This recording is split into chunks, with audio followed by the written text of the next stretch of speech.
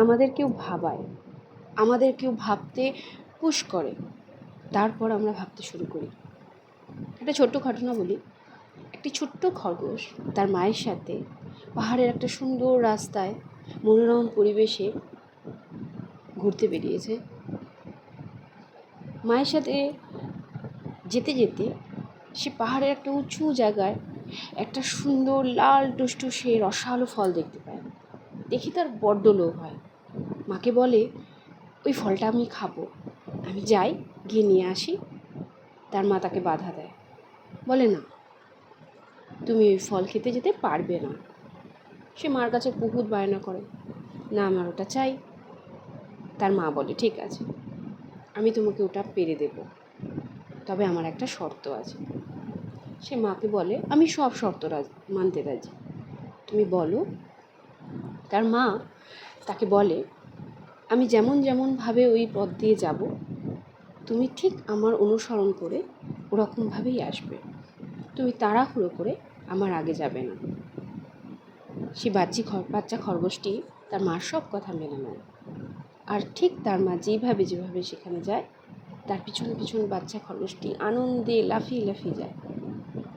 একটা সময় তার আগে পৌঁছায় এবং আনন্দে আটখানা হয়ে ছোট্ট খরগোশটি সেই রসালো ফলটা পেরে নেয় আর সঙ্গে সঙ্গে খেতে শুরু করে। ফলটি অসাধারণ সুস্বাদু ছিল।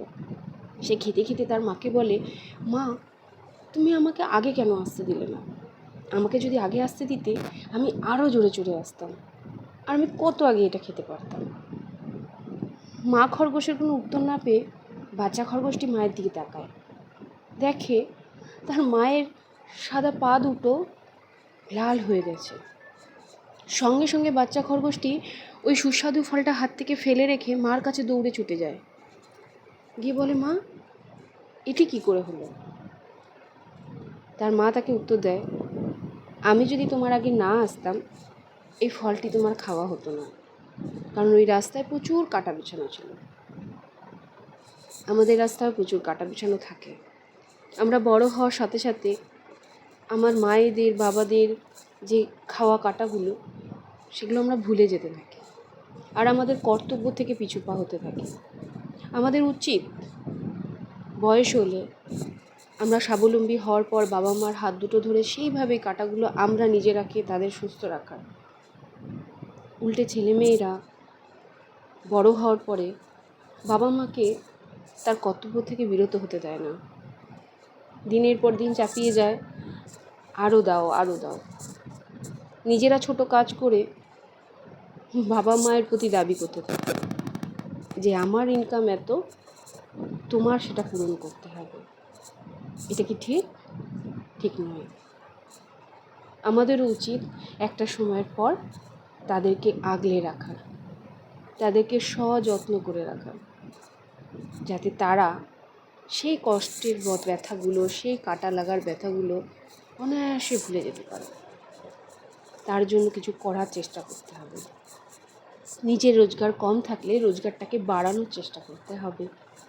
কিভাবে করতে হবে? অনেক পথ আছে, বাস শুধু পথগুলো খুঁজে বার করুন। কষ্ট করার সেই তাগিদ রাখুন যে হ্যাঁ, আমি লড়তে পারবো, শুধু পথ চাই। এটা ওটা সেটা চিন্তা না করে সৎ পথ বিচার করে নেওয়াই ভালো, তাই না? তাই তো কেউ 12 ঘন্টা ডিউটি করার পরেও রাত্রিবেলা র্যাপিডো চালিয়ে সকালবেলা 3 ঘন্টা ঘুমিয়ে আবার অফিসে যায়। ভেবে দেখুন, ভাবার সময় থাকতে ভেবে দেখুন। Thank you, take care.